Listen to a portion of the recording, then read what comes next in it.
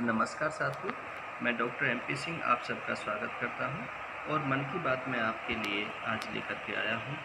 साथियों, मैंने देखा है कि बहुत सारे लोग होते हैं जो पूरा जीवन अपने बच्चों के लिए सब कुछ करते-करते और थक जाते हैं। अपने बच्चों को अच्छा खाना खिलाते हैं, अपने वस्त्र अच्छे पहनाते हैं, उनके लिए घर, मकान, दुकान बनाते हैं, अच्छे पूरे देश में भ्रमण कराते हैं और दोनों ही माता-पिता कम खाते हैं, अपने तन में नहीं शरीर में नहीं पहनते हैं, पेट में नहीं खाते हैं, लेकिन अपने बच्चों को अच्छे विदेश में पढ़ाते हैं और अच्छा ट्यूटर देते हैं, अच्छा इंसान बनाने की कोशिश करते हैं। लेकिन होता क्या है, वो अच्छा इंसान बनाने में कामयाब कई बार नहीं हो पाते हैं। देखा ये गया है कि जब वो बुढ़ापे की उम्र में होते हैं और बच्चों की विवाह शादी कर देते हैं, उनके जो बैंक बैलेंस हैं वो भी ख़त्म हो जाते हैं और जो अपनी नौकरी पेशे का जो पैसा होता है वो भी ख़त्म हो जाते हैं। लास्ट में उनके पास एक पैसा भी नहीं रहता है। भारी बीमारी, दुःख दर्द के लिए भी, अपने खाने-पीने के लिए भी, अपने वस्त्रों के लिए भी, अपने नाती-पोतों को देने के लिए भी उनके पास कुछ नहीं रहता है। जब वो एक-एक पैसे के लिए मोहताज हो जाते हैं, तब अपने बच्चों की तरफ मुँह देखते रहते हैं कि कोई हमें पैसा देगा। तो एक बार का वाक़या है कि एक पुत्रवधू उनको ₹500 का नोट देती है और कहती है, पिताजी जाओ बाज़ार से कुछ सब्ज़ी खरीद कर के लाओ। वह व्यक्ति बाज़ार से कुछ सब्ज़ी खरीदने के लिए जाता है, लेकिन रास्ते में देखता है कि एक मेडिकल स्टोर है, वहाँ पर एक जवान बेटी उससे भीख माँग रही है कि मेरा पिता बीमार है, हॉस्पिटल में है, दम तोड़ देगा, मेरी मदद कर दीजिए। ₹50 उस पे कम होते हैं और पैसे दे देती है, लेकिन वो ₹50 के पीछे वो मेडिकल स्टोर वाला उसको धक्का मारता है, अनाप-शनाप कहता है, अभद्र भाषा का प्रयोग करता है, अश्लीलता का प्रयोग करता है, तो यह वह देख नहीं पाता है और ₹500 का नोट उसे देता है, कहता है ₹50 काट लीजिए और ₹450 मुझे दे दीजिए। वो 450 भी उस बेटी को देता है, लेकिन बेटी मना करती है कि नहीं दादाजी, नहीं पिताजी, मुझे नहीं चाहिए। लेकिन वो कहता नहीं बेटी, तुम्हारे पिताजी बीमार हैं, उनको बचा लीजिए जा कर के, ये पैसे तो फिर भी कहीं न कहीं काम आ जाएँगे। बेटी उन पैसों को लेकर के जाती है, बहुत धन्यवाद करती है, उसका पिता बच जाता है। वो जब घर पर आता है तो पत्नी जो पुत्रवधू है वो कहती है, पिताजी क्या सब्ज़ी ले आए? वो कहते हैं, नहीं बेटा, सब्ज़ी नहीं लेकर के आया हूँ, आज चटनी से रोटी खा लीजिए, दाल बना लीजिए, क्योंकि वहाँ पर मैंने देखा एक मेरे से भी बहुत ज़्यादा ज़रूरतमंद थी, उसका पिता बीमार था, मैंने उसकी मदद कर दी, तो आप चिंता मत कीजिए, आज हम ऐसे भी खा लेंगे। वो पुत्रवधू अनाप-शनाप उसको बोलती है, अपने पति के कान भरती है और कहती है कि बूढ़ा सटा गया है, ये हमारे यहाँ रखने के काबिल नहीं है, ये हमारी बर्बादी कर रहा है, घर के पैसों को भी दूसरों को दे रहा है, अब मैं इसको सहन नहीं कर सकती हूँ। लेकिन वो जो बेटा है उसको समझाने की कोशिश करता है, लेकिन बेटे की एक बात नहीं मानती है। वो फिर दोबारा से फिर किसी वस्तु के लिए उसको पैसे देती है और कहती है, पिताजी बाज़ार से ये सामान लेकर के आओ।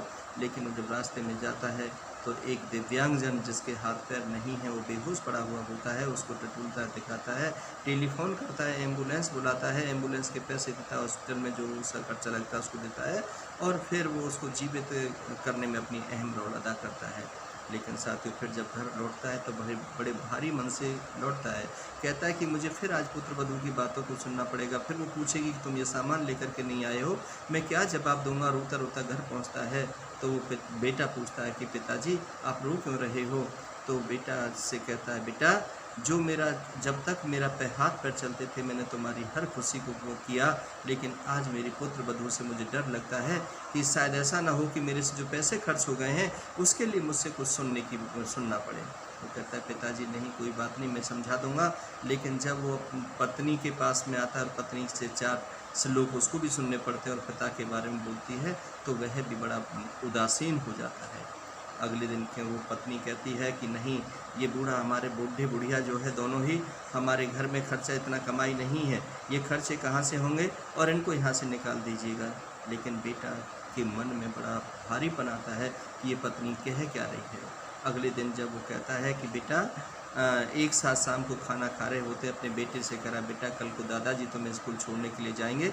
वो स्कूल छोड़ने के लिए जाते हैं तो पोता कहता है, दादाजी आपके लिए मेरी मम्मी ऐसे कहती है, पापा ऐसे कहते हैं, मुझे बड़ा महसूस होता है, आप तो बहुत अच्छे इंसान हैं, मैं आपको बहुत पसंद करता हूँ, मैं आपको बहुत प्यार करता हूँ, मैं आपके बिना नहीं रह सकता हूँ।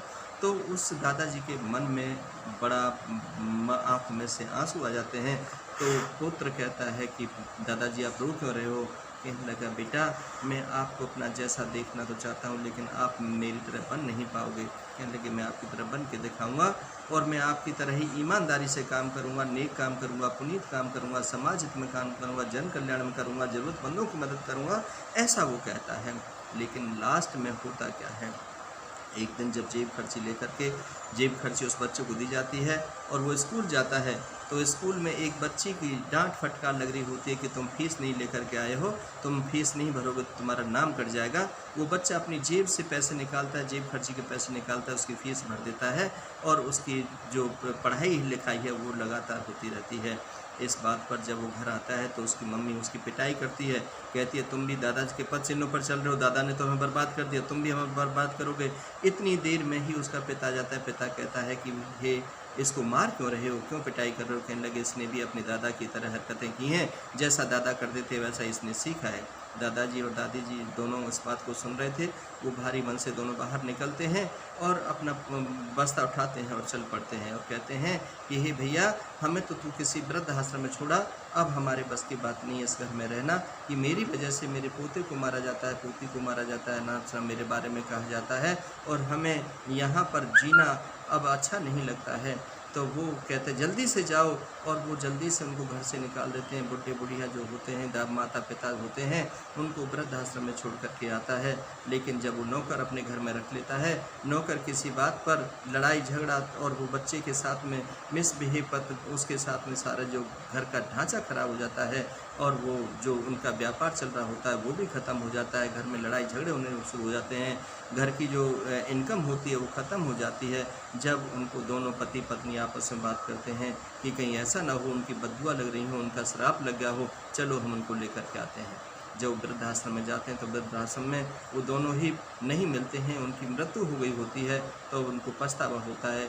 अब पछताए हो क्या जब चिड़िया चुग गई खेत। साथियों, इस कहानी के माध्यम से मैं आपको एक संदेश देना चाहता हूँ कि माता पिता देवी देवता के समान हैं। माता पिता से बढ़कर के इस दुनिया संसार में कुछ नहीं है। जो माँ जिसने जन्म दिया होता है, जिस पिता ने जो आपकी परवरिश की होती है और आपकी हजारों बातों को सुना होता है, कभी गुस्सा नहीं किया होता है, ऐसे माता पिता की बातों को न सुन करके यदि किसी के ऊपर उपकार करते हैं तो बल्कि आपको खुश होना चाहिए, ना कि उनको वृद्धाश्रम में डाल देना चाहिए। साथियों, मैं करबद्ध निवेदन करता हूँ, हाथ जोड़ करके अपील करता हूँ कि अपनी माता पिता के साथ में ऐसा अनजस्टिस कभी मत करना। अपने माता पिता को वृद्ध आश्रम में मत भेजना।